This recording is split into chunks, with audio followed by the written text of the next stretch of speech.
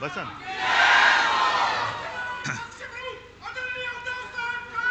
सर्व शिवसैनिक बांधवांनो, भगिनींनो आणि मातांनो,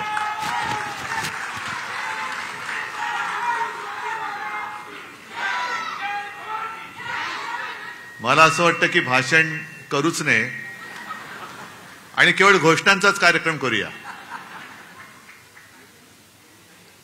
कारण या नुसत्या घोषणा नाही आहेत, तर तो एक द्वेष आहे, उद्वेग आहे, उत्साह आहे, संताप आहे.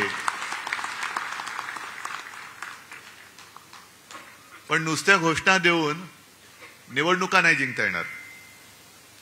जसं आता हे मिंदे सरकार करतंय, घोषणांचा पाऊस आणि अंमलबजावणीचा दुष्काळ. आपल्याला नुसत्या घोषणा करून नाही चालणार. राजन, तुम्ही सांगितलं, मी दोघांची भाषणं ऐकत होतो आपल्याप्रमाणे. त्याच्या आधीची भाषणं काही मी ऐकू शकलो नाही.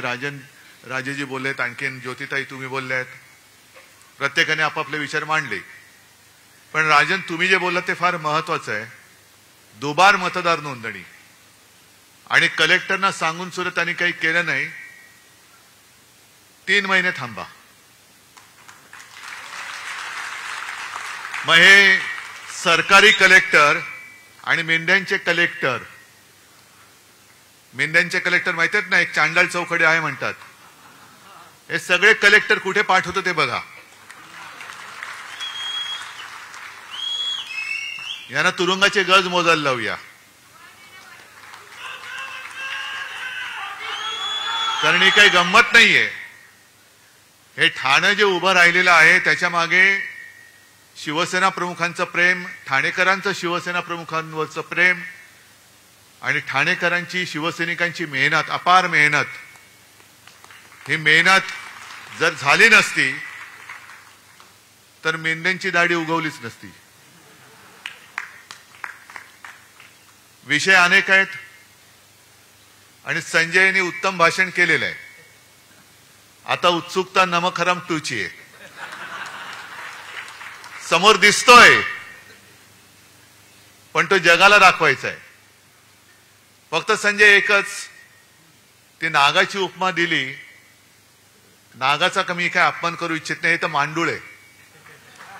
गांडूळ नाही, मांडूळ, दुतोंड्या, ज्याला फणाच नाहीये. हे सरपटणारे प्राणी आहेत.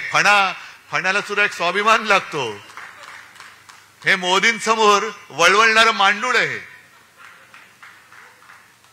ते तो उल्लेख केलाच ना, दिल्ली समोर लोटांगण घातलं, कारण हे स्वतः सरपट्ट आहे. रोज आपलं घालीन लोटांगण. म्हणजे पॅन्ट तिकडे झालं ती खराब नाही होत, फोन आला कीच खराब होते. जसे असाल तसे या, नशीब पॅन्ट घातलेली असते. हे ताबडतोब जातात. पण या भगव्या सप्ताहाचा समारोप होतोय आणि या भगव्या सप्ताहाचं मूळ, त्याचं कारण हे दुबार मतदार नोंदणी, आपले मतदार नोंदणी, यादी वाचन हे करण्यासाठीच होतं. आणि हे तुम्ही सगळ्यांनी केलं असेल असं मला वाटतं. केले? सगळे विधानसभा मतदारसंघ या जेवढे लोकसभेत येत आहेत तेवढ्या सगळ्यांमध्ये आपले गटप्रमुख आहेत. आवाज नाही आला? हा खरा आवाज आहे की खोटा आवाज आहे? मी बोललोय म्हणून हो नका बोलू. यंत्रणा घट्ट आहे. कारण गेल्याच वेळेला यांनी लबाडी करून हे जिंकलेले आहेत. खरं म्हणजे ठाणेकरांचं मी कौतुक करायला आलेलो आहे. कारण सगळं काही पळवलं, जोर जबरदस्ती, पैशाचं वाटप, एवढं करून सुद्धा 5.25 लाख ठाणेकर आपल्या सोबत निष्ठेने आणि प्रेमाने उभे राहिले. 5.25 लाख. बाजूला आपली वैशालीताई बसलेली आहे, साधी महिला कार्यकर्ती. समोर मिंद्याचं कार्ट, स्वतः मिंदे. तरी सुद्धा या माझ्या कार्यकर्त्या महिलेचा पराभव करायला विश्वगुरूंना आणावं लागलं. ह्या आपला विजय. जवळपास 4.25-4.5 लाख मतं कल्याणकरांनी दिली. हा सर आपला विजय आहे. कारण आपल्याला लांडी लबाडी करून काही नकोय. जे काय आहे ते हक्काचं पाहिजे, प्रेमाचं पाहिजे. विकत भाज्या घेता येतात, मतं विकत नकोय आम्हाला. मतं नाही विकत घेत आपण कधी. आणि प्रचंड पैसा ओतून सुद्धा ही एवढी मतं मिळवली तरी सुद्धा विजय समोर दिसत नाही म्हणून लांड्याला बड्या केल्या. ती मुंबईमध्ये एक आपल्या अमोल कीर्तीकरांची सीट 48 मतांनी पराभव होऊ शकतो आपला मुंबईमध्ये? होऊच शकत नाही. ही चोरलेली सीट आहे. आणि त्याच्यानंतर ज्या 2 निवडणुका झाल्या, एक पदवीधर मतदारसंघ आणि शिक्षक मतदारसंघ, संपूर्ण मुंबई त्याच्यात मतदान करते, पदवीधर आणि शिक्षक. म्हणजे असं काही नाही की जो काही पदवीधर नाही तो काही समजदार नाही, पण जो सुशिक्षित आहे आणि मुळामध्ये शिक्षक जे पुढची पिढी घडवत असतात, आजपर्यंत कधी मतदान झालं नाही एवढं मतदान पदवीधरच्या मतदानामध्ये झालं, मतदारसंघात झालं. आणि प्रचंड मताधिक्याने आपला शिवसेनेचा भगवा हाती घेतलेला उमेदवार त्यांनी निवडून दिला. शिक्षक सुद्धा पहिल्या प्रथम आपण निवडून दिला मुंबईकरांनी. मग मुंबई ठाणे सगळे एकच आहे. कोकण माझंच आहे. कोकण माझंच आहे. कोकणामध्ये पराभव होऊ शकतो आपला. पण हे सगळे जे काहींचे चाळे चाललेत हे अब्दालीचे चाळे आहेत. आपल्यामध्ये फूट पाडायचं. मी का अब्दाली बोललो? रागाने द्वेषाने नाही, नुसता बोललो. अहमद शहा, अहमदाबाद शहा नाही, अहमद शहा. नाही तर कोणतरी म्हणेल अहमदाबाद शहा. तसं नाही. सगळ्या गुजराती लोकांबद्दल माझा राग नाही, पण जे माझ्या महाराष्ट्राला लुटतायत त्या दरोडेखोरांवरती राग आहेच. आणि त्यांना गाडायचं म्हणजे गाडायचंच, कोणत्याही परिस्थितीत गाडायचं. मी काय लेना ना देना. आता परत 16 तारखेला येत आहेत. म्हणजे असं इतिहासात म्हटलंय की छत्रपती शिवाजी महाराजांनंतर सुद्धा जो औरंगजेब महाराष्ट्रावरती चालून आला, त्यांच्या घोड्यांना सुद्धा, सैन्याच्या घोड्यांना सुद्धा पाणी पिताना पाण्यामध्ये संताजी धनाजी दिसायचे. तसे या अब्दालीच्या खेचरांना पाण्यामध्ये उद्धव ठाकरे दिसतो. ही खेचरं आहेत. पण तुम्ही अजून महाराष्ट्राचं पाणी जोखलेलं नाही. महाराष्ट्राने अजून तुम्हाला पूर्ण पाणी पाजलेलं नाही. हा सामना आता होऊ द्या. महाराष्ट्राचं पाणी काय असतं ते तुम्हाला दाखवून देईल शिवसेना. काय पाणी असतं. पण एक लक्षात घ्या की काही गोष्टी आपण सोडून देतो. आता ही चांगली, खरं म्हणजे जाहीर सभाच मला ठाण्यामध्ये परत घ्यायची. मी पुन्हा येणारच आहे. पण पावसाळा सुरू झालाय, जाहीर सभांचा हे काही दिवस नाहीत. मग कार्यकर्त्यांच्या गाठीभेटी मी सुरू केल्यात. जसं आता हॉलमध्ये करतोय. 4 दिवसापूर्वी पुण्याला झाला. पुण्याचा हॉल जरा मोठा आहे. एक 5-10 हजार लोक तिकडे वरती आणि खाली अशी बसली होती. पण सभा मोठी झाली, शोभायात्रा मोठ्या झाल्या नाही. मी अजूनही सांगतो, वेळ गेलेली नाही. वेळ आहे. जवळपास 2-3 महिने आपल्या हातात आहेत. मतदार यादी हातामध्ये घेऊन प्रत्येक घरात, जसं गटप्रमुखाचं काम काय, माझ्याकडे किती मतदार आहेत माझ्या यादीमध्ये? 800 ते 1200 ही सरासरी मतदारांची संख्या असते, बरोबर ना? मग मतदार नोंदणी केल्यानंतर माझ्या ह्या माता भगिनी आहेत, तुम्ही सगळे शिवसैनिक आहात. प्रत्येक गटप्रमुखाचं काम असं की खिशात मतदार यादी घेऊन चेक करणं.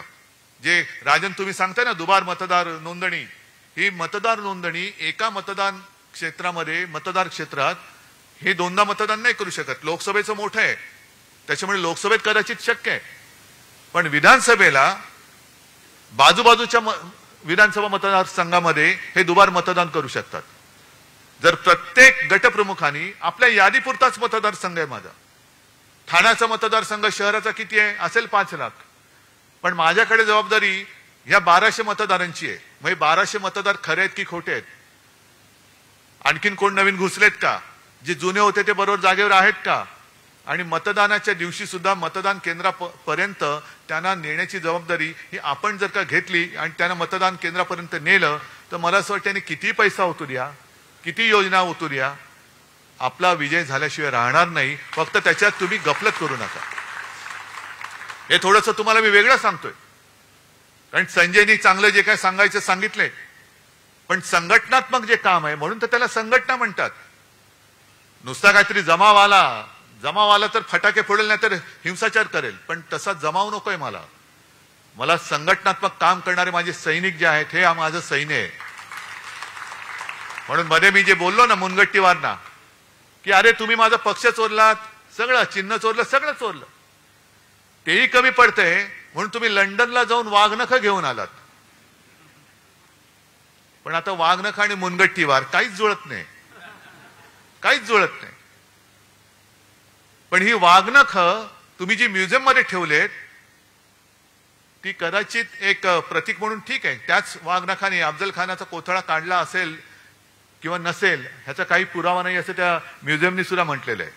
पण महाराज शिवकालीन ते हत्यार आहे, छत्रपती शिवाजी महाराजांनी ते वापरलं होतं म्हणून त्या वाघनखांबद्दल आम्हाला आदर आहेच. पण आत्ताच्या काळातली वाघनखं ही आहेत जे माझे सैनिक आहेत, ही वाघनखं आहेत. आणि म्हणून मी अब्दालीला घाबरत नाही. येऊच दे. ज्या ज्या वेळेला महाराष्ट्रावरती संकट आलं तेव्हा जे महाराष्ट्राने एक तेज दाखवलं ते तेज पुन्हा दाखवण्याची वेळ आलेली आहे. आता सुद्धा यांच्या ज्या काही योजना आहेत 1500 रुपये देत आहेत.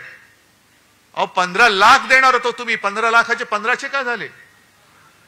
प्रत्येकाच्या खात्यामध्ये भाई और बहनों जो विदेश में पैसा पड़ा है ना तो सगळा आणला तर तुमच्या खात्यामध्ये 15-15 लाख रुपये असेच येतील. मग त्या 15 लाखाचे 1500 का केलेत? वरची शून्य कोणाच्या खिशात गेली? मिंध्याच्या. कारण जाऊ तिथे खाऊ हा यांचा धंदा आहे. आज सुद्धा ठाण्यामध्ये ती जी एक योजना आणतात क्लस्टर, चांगली योजना, चांगली आहे. त्या घरांना तिथल्या लोकांना घरं मिळाली पाहिजेत. पण टांगावा काय करायचा, देखावा काय करायचा की सरकारी योजना आहेच, कंपनी सरकारची आहे, महाप्रीत. पण यांची महाप्रीत यांच्या लाडक्या कॉन्ट्रॅक्टरवरती आहे, लोकांवरती नाहीये. ही जी प्रीती आहे त्यांची म्हणजे प्रेम आहे ते कॉन्ट्रॅक्टरसाठी आहे. आणि कॉन्ट्रॅक्टरना ठरवून हे स्त्रियांचे धंदे अनेक वर्ष चाललेले आहेत. जे कॉन्ट्रॅक्टर ठरवणार त्यांनीच टेंडर भरायचं.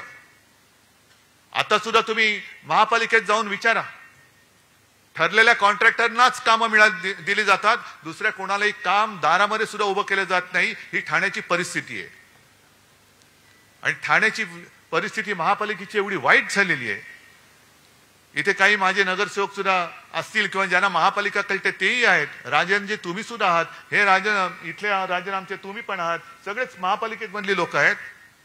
ठाणे महापालिकेला कर्जाचे डोहाळे लागलेत, कर्जबाजारी होते. कोणी केली कर्जबाजारी? कुठे गेले पैसे? संपूर्ण जिल्ह्यामध्ये रस्त्यांवरती खड्डे, राज्यभर खड्डे, खड्डेच खड्डे. म्हणजे सगळीकडे खड्डे पाडून वरती आमच्यावरती बोट दाखवली जात आहेत. ह्यानी घोटाळा केला, ह्यानी घोटाळा केला. अरे 3 महिने थांबा. तुमची सगळी जी काही मित्र परिवार आहे, होय मित्र परिवार आहे, तो आम्ही उघडा केल्याशिवाय राहणार नाही. हे आज त्यांना मी इशारा देतोय. तुम्ही करा. तुम्हाला जर वाटत असेल की तुम्ही घोटाळे करताय पण आमचं लक्ष नाही, आमच्याकडे आम्ही सुद्धा 2.5 वर्ष मी स्वतः मुख्यमंत्री होतो. गेल्या अनेक वर्ष महापालिका ही शिवसेनेच्या ताब्यात आणि याही पुढे राहणार आहे. ठाणा काय, मुंबई काय, इतर सुद्धा. त्याच्यामध्ये त्या महापालिकेमध्ये सुद्धा जी काही लोक अधिकारी आहेत ज्यांना जनतेबद्दल प्रेम आहेत ते बरोबर माहिती आमच्याकडे देत असतात. हे जरा निवडणूक होऊ द्या, मग बघा आम्ही काय करतो ते. जरा होऊ द्या. पण सगळीकडे वाट लावून टाकतायत. आणि म्हणून मी तुम्हाला एक प्रश्न विचारतोय की तुम्हाला आपल्या राज्याचं मंत्रालय मुंबईत हवंय का अहमदाबादमध्ये? आपल्या राज्याचा कारभार मुंबईतून चालला पाहिजे का दिल्ली का अहमदाबाद मधून? लोकसभेची निवडणूक होती, ती देशाच्या लोकशाहीचा गळा घोटणारी एक निवडणूक होती. जर आता आहे शेपटावरती निभावलंय अब्दालीच्या, आता बरचसं आपण आटोक्यात आणलेलं आहे. आता मनमानी नाही करू शकत ती लोक. पण तशीच ही लढाई म्हणजे लोकशाहीच्या शत्रूशी लढाई ही आपल्या लोकसभेची होती. तशीच ही येणाऱ्या विधानसभेची लढाई शिवसेना विरुद्ध गद्दार नाही, गद्दार तर गाडले गेलेच पाहिजेत. पण महाराष्ट्र द्वेष्ट्यांबरोबर आपली लढाई होणार आहे. महाराष्ट्र द्वेष्टे जे माझ्या महाराष्ट्राला फिकेला लावू पाहत आहेत. म्हणजे मराठी माणूस कसा ताठ पाण्याने उभा राहिला नाही, ताठ पाण्याने उभं नाही राहायचं. हातात भिकेचा कटोरा घे आणि मोदींसमोर खाली मान घालून उभे राहा. हे नाही सांगता येणार. हे नाही आम्हाला शिवरायांनी शिकवलं ना, आमच्या शिवसेना प्रमुखांनी शिकवले. हे बाळासाहेबांचे विचार असूच शकत नाही.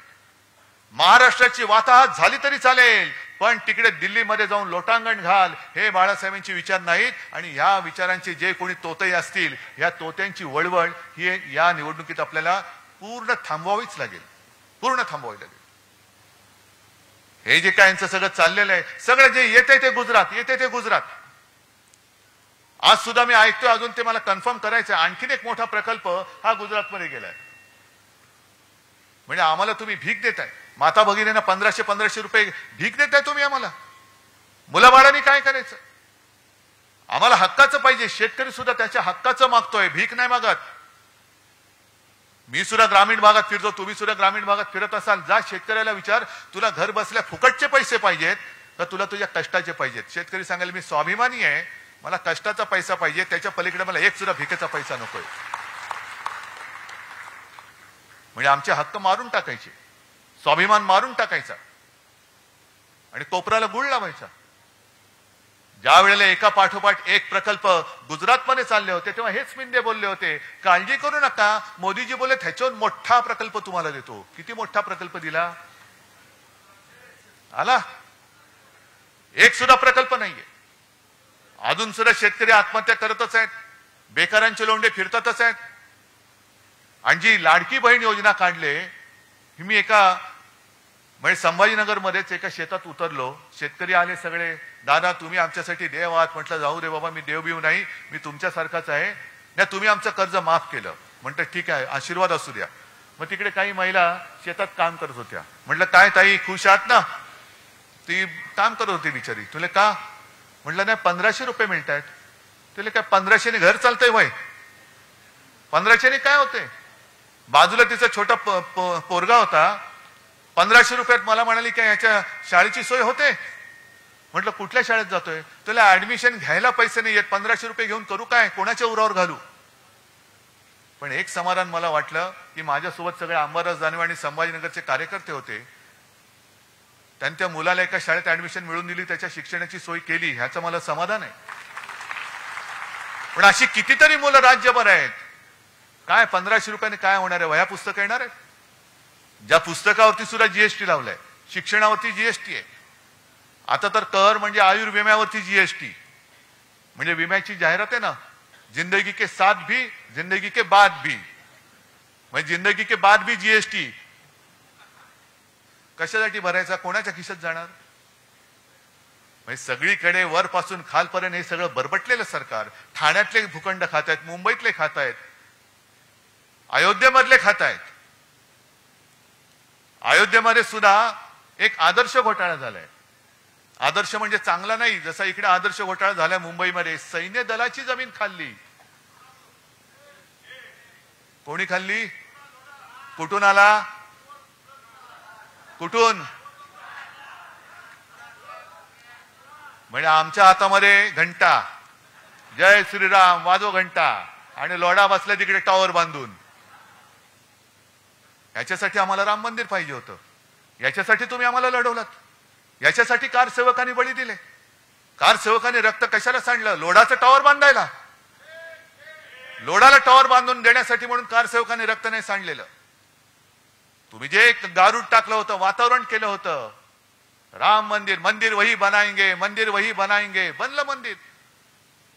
पण मंदिर बनल्यानंतर सुद्धा वाजत गाजत तुम्ही जो काही शो केला, तुम्हाला वाटलं होतं की आता बस झालं सगळं, आता आपल्यासमोर कोणी उभंच राहू शकत नाही. पण प्रभू रामचंद्रांनी सुद्धा जो बाण मारला थोडक्यात चुकला, नाही तर बरोबर वर्मी लागला होता,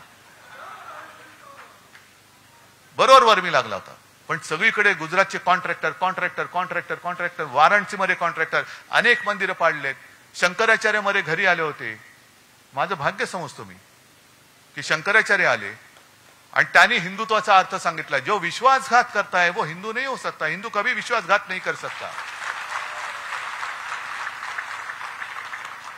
पण शंकराचार्य सुद्धा चिडलेले आहेत आणि त्यांनी स्वतः सांगितलं की केदारनाथ मंदिरामधलं जवळपास 250-250 किलो, आता तर म्हणतात काही जण 500 किलो सोनं गेलं कुठे?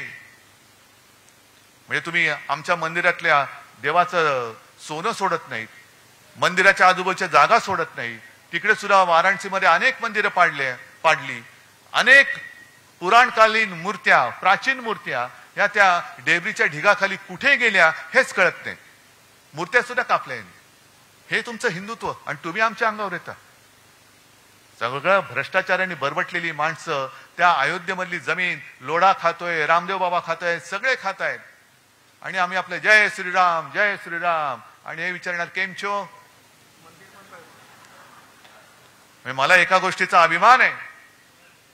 मी तेव्हा म्हटलं होतं आम्हाला प्रभू श्रीराम पाहिजे, पण मला भाजप मुक्त राम पाहिजे. तो भाजप मुक्त राम अयोध्येवासियांनी करून दाखवला. भाजप मुक्त राम. आपण काळाराम मंदिरात गेलो होतो, हे अयोध्येमध्ये गेले, पण हाच रामाचा एक जो रामाने जो निर्णय दिलाय की हे जो नाही कामाचा तो नाही रामाचा. हे या बिनकामाची लोक आहेत. मी उलट म्हणतो जो नाही कामाचा तो नाही रामाचा. पण जाऊ तिथे खाऊ हे यालाच म्हणतात. ही सगळी यांची जी काय पाप आहेत काढायला गेलो तर अरबियन नाईट सारखे एक एक रात्री किती म्हणजे ह्यांच्या रात्री वेगळ्या, पण यांनी केलेली पाप सांगण्यासाठी जितके दिवस लागतील ते कमी पडतील.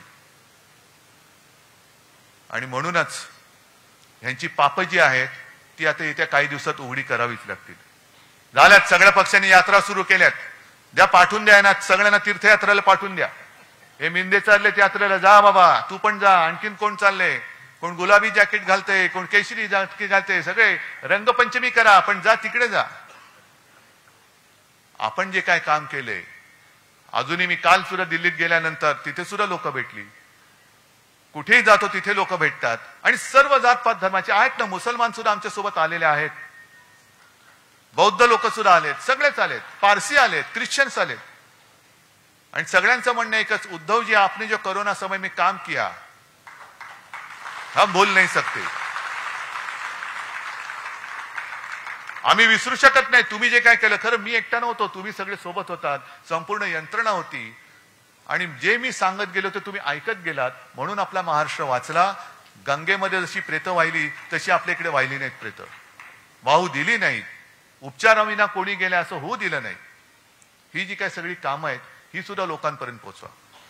नाहीतर काय होतं, त्या निवडणुकीच्या रणधुमाळीमध्ये वेडवाकडं कोणतरी बोलतो, मग त्याला आपण उत्तर देत बसतो. मूळ काम अरे हे सांगायचंच राहून गेलं. एक साधं उदाहरण देतो. 2012 साली शिवसेना प्रमुख होते, महापालिकेच्या निवडणुका आल्या आणि माझ्याकडे गोपीनाथ मुंडे आले. उद्धवजी काय करायचं काय करायचं. म्हटलं का नाही, कसं जिंकणार आपण, कठीण आहोत, कठीण आहे कठीण आहे. पृथ्वीराज चव्हाण तेव्हा मुख्यमंत्री होते आणि असं जर काय वातावरण सगळं केलं होतं की बस आता हे हारणारच. म्हटलं काळजी करू नका हो, होईल सगळं बरोबर. नाही कसं होणार. म्हटलं जरा थांबा. आणि मग मी माझे मित्र, कारण मी जाहिरात क्षेत्रातला आहे, माझे मित्र सगळे जाहिरात कॅम्पेन करणार आहेत. मग तो एक दिवस माझा मित्र आला, मला म्हणाले उद्धव एक कॅम्पेनची आयडिया आले, घेऊन येऊ का. म्हटलं घेऊन ये. आणि त्यांनी काही केलं नव्हतं, बाकी कागद कोरा होता, फक्त मध्ये एक लाल सर्कल काढलेलं आणि त्याच्यात लिहिलं होतं करून दाखवलं. म्हटलं अरे बस हे बरोबर आहे. मी शिवसेना प्रमुखांना दाखवलं, साहेबांनी बघितलं, बरोबर आहे, गो अहेड. आणि आपण काही केलं नाही.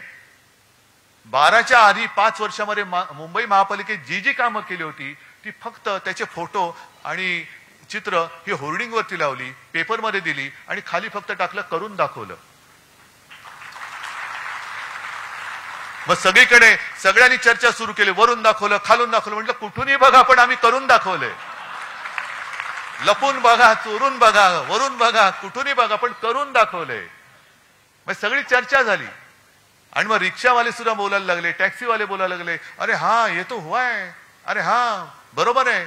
सगळे भाषिक बोलायला लागले आणि 2012ची महापालिका आपण जिंकली, ती कामाच्या जोरावरती जिंकली. मुळामध्ये काय, हातामध्ये तलवार आहे, बरोबर आहे. तलवार पेलायला मनगट पाहिजे, पण मनगटापेक्षाही मन पाहिजे. जर हातात तलवार आहे पण लढायची जिद्दच नसेल तर तलवार काय करणार. तलवार काय करणार. मन पाहिजे, होय मी जिंकणारच.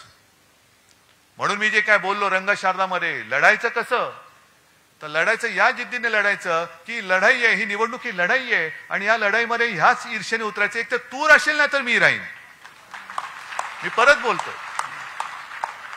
आणि तू आणि मी म्हणजे मी उद्धव ठाकरे एकटा नाही, मी म्हणजे तुम्ही, महाराष्ट्र प्रेमी, शिवप्रेमी, शिवसेना प्रेमी, बाळासाहेब प्रेमी, आणि तू म्हणजे महाराष्ट्राला लुटायला आलेला दरोडेखोर, तू म्हणजे त्या दरोडेखोरीच्या पाय चाटणारा गद्दार,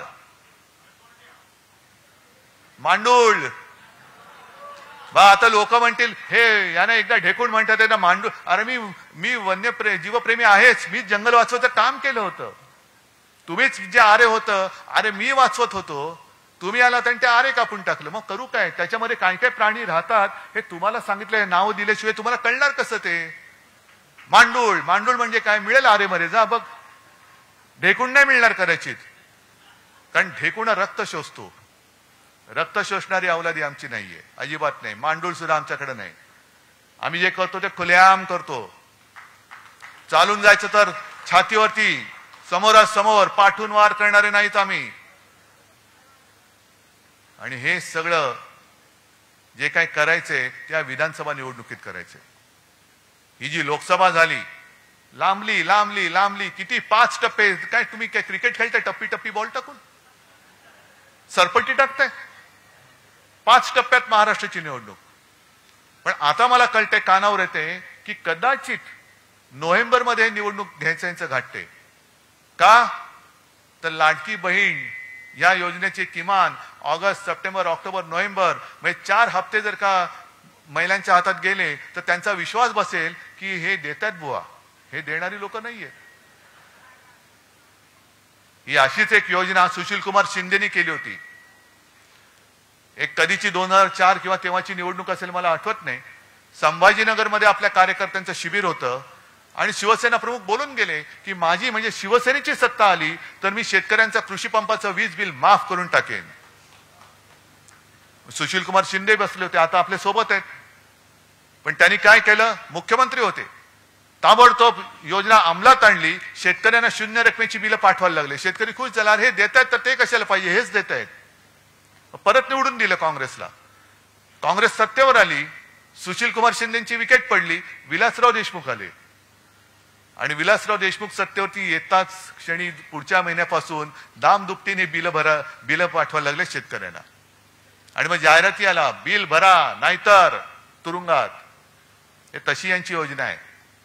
हे फसवी करायला. आणि तुम्ही किती पैसे दिले तरी मी माझ्या महाराष्ट्राच्या किमतीला महाराष्ट्र विकून मला तुमची भीक नको, हे महिलांनी ठरवायला पाहिजे. आता आहे ना, जिजाऊचा महाराष्ट्र आहे, झाशीची राणी मेरी झाशी नाही दूंगी. तसे हे अब्दाली येत आहेत, आपला महाराष्ट्र लुबाडायला येत आहेत. 1500 रुपये लाच देऊन आपला महाराष्ट्र, शिवरायाचा महाराष्ट्र ते विकत घेऊ पाहत आहेत. तुमची मुलं बाळ ते बेकार ठेवू इच्छित आहेत. सगळे उद्योगधंदे गुजरातला नेऊ पाहत आहेत, नेता आहेत. तरी सुद्धा आपण 1500 रुपयावरती महाराष्ट्र विकणार आहोत? हा निर्धार आपण केला पाहिजे. ठीक आहे, योजना आहे, लाभ जरूर घ्या, कारण हे तुमचेच पैसे आहेत. हे काहींच्या खिशातले नाही आहेत, हे पैसे तुमचेच आहेत. आता तर आणखीन करतायत. जसं मोदीजी केलं होतं, ते रथ पाठवले होते गावागावात. आठवतं ना तुम्हाला? मोदी रथ, मोदी सरकार, मोदी सरकार. आणि अक्षरशः गावकऱ्यांनी त्यांना पलटा भोई थोडी करून ठेवली होती. ते बोलले मोदी सरकार आहे की भारत सरकार? कोणाच्या योजना आहेत? मोदींनी काय घरच्या खिशातल्या योजना दिल्यात? नाही नाही नाही, तसं नाही, तसं नाही, तसं नाही. हे मोदी सरकार काढ आणि भारत सरकार लिहि, नाही तर चालतो या गावातून. मग तसंच आता हे करतायत. 50,000 योजना दूत, 50,000, प्रत्येकाला 10,000 रुपये महिना. मग त्याच्यामध्ये सुद्धा ही चांडाळ चौकडी, खोटी नावं, जशी दुबार नोंदणी केली ना तशी खोटी नावं टाकून त्याच्यातले पैसे परत काढणार. हा मोठा दूध घोटाळा आहे. आणि तुमच्या योजना ज्या तुम्ही केलेल्या नाहीत, अरे कागदावरती काही लिहू शकता, पण अंमलबजावणी कुठे? मग ह्यांचीच माणसं, ह्यांचेच चेले चपाटे, ह्यांचेच कार्यकर्ते, त्यांचे सगळे कुटुंबीय हे या दूतांच्या नावांमध्ये घुसवणार आणि त्यांच्या माध्यमातून पैसे काढणार. हे दूत महाराष्ट्रामध्ये फिरता कामा नयेत. हे नाही फिरता कामा. त्याच्यासाठी जाहिराती करतायत, करोडो रुपये उधळतायत. आणि तरी सुद्धा आम्ही ह्यांची टाळ किटून काय भजनं गायची? ही निवडणूक त्याच्यासाठी आहे. हा भगवा सप्ताह त्याच्यासाठी होता. मला एका गोष्टीचा अभिमान आहे, जी मी एक सूचना दिली होती. आपला भगवा हा फक्त भगवाच असला पाहिजे. त्या भगव्यावरती मला चिन्ह नको. भगवा शिवछत्रपतींचा कुठे शिवाजी महाराजांनी चिन्ह टाकलं होतं? अरे हा शिवाजी महाराजांचा भगवा, हा यांचा भगवा, हा त्यांचा भगवा नाही. भगवा एकच, हिंदुत्वाचा भगवा, शिवाजी महाराजांचा भगवा, आणि तोच बाळासाहेबांनी आपल्या हातात दिलेला भगवा आहे. हा भगवा तर घ्यायचाच. पण दुसरी गोष्ट, जो लोकसभेच्या वेळेला आपल्याला प्रचार करायला वेळ मिळाला होता तो मशालीचा. आत्तापासून मशालीचा प्रचार करा, घराघरामध्ये आणि प्रत्येकाच्या हृदयामध्ये ही स्वाभिमानाची मशाल पेटवा. कोर्टाचा निकाल कधी लागेल सांगता येत नाही. मी अनेकदा म्हटलेलं आहे की कोर्टाकडनं न्याय मिळेल, मला खात्री आहे, मला आशा आहे. पुढच्या 5-50 वर्षामध्ये हा निकाल लागल्याशिवाय राहणार नाही. आणि हसायचं काय त्याच्यामध्ये? अरे हसताय काय? 2 वर्ष तर झाली. अपात्रतेचा निर्णय आता लागला, आता लागेल बघा 5-6 वर्षामध्ये. पण तोपर्यंत झाली, माणसं म्हातारी झाली, निवडणूक विधानसभेची टर्म संपली. तसंच माझ्या नाव आणि चिन्हाचा लागेल निकाल, पुढच्या 5-50 वर्षात, 100 वर्षात लागेल. पण तोपर्यंत आपली जी मशाल आहे ती मशाल हीच लोकशाही गाडणाऱ्या लोकांचं बूट जाळण्यासाठी मशाल आहे. लोकशाहीची हत्या समोर होते तरी सुद्धा डोळ्याला पट्टी लावून बसणारी जी माणसं आहेत त्यांना जरा तो लोकशाहीचा चटका काय असतो ते दाखवणारी ही मशाल आहे. त्याच्यामुळे शाखांच्या बोर्डवर असेल, अगदी भिंतीवरती असेल, सगळीकडे आता धनुष्यबाण नाही, मशाल आणि मशाल. अजूनही मला जी माणसं सांगतात की अरे उद्धवजी आम्ही तुम्हाला मत द्यायचं म्हणून गेलो, मत दिलं, नंतर कळलं आम्ही चुकून धनुष्यबाणाला मत दिलं. हे आहे, हे नातं आहे, हे नातं आहेच किंवा होतं. पण आज चोराने आपलं धनुष्यबाण चोरलंय, चोर धनुष्यबाण घेऊन आलेला आहे, त्याला मशालीची धक काय ती आपल्याला दाखवायची. आणि म्हणून म्हणजे मी आणि म्हणून म्हणतो, आणि म्हणून असं कुंठून नाही बोलत, असं कणणं कुंठणं मला येत नाही. आपण सरळ बोलतो आणि म्हणून ये जो है वो जो मशाल जो है वो मशाल जो है वो धनुष्यबाण जो है वो ऐसा नहीं बोलायचं, सरळ बोलणार आहे. हे पहिले सुपारी थूक तोंडातली. ये जो है जो काय है जो आणि म्हणून हे या एक काहीतरी पोट साफ करायचं द्या औषध. वो जो है वो मशाल जो है वो धनुष्यबाण जो है वो ऐसा नहीं बोलायचं, सरळ बोलणार आहे. हे पहिले सुपारी थूक तोंडातली. ये जो है जो काय है जो आणि म्हणून हे या एक काहीतरी पोट साफ करायचं द्या औषध, यांचं कणणं तरी साफ होईल. ते औषध या निवडणुकीत त्यांना द्यायचंय. आणि मला माहिती आहे हे तुम्ही औषध द्यायला सगळे हुशार आहात, देणार ना औषध. या वेळेला जो एक निसट्टा आपला पराभव झाला, या वेळेला मला ठणठणीत विजय पाहिजे. आणि या ठणठणीत विजयाची जबाबदारी मी तुमच्यावरती सोपवतो आणि तूर्त रजा घेतो. जय हिंद, जय महाराष्ट्र.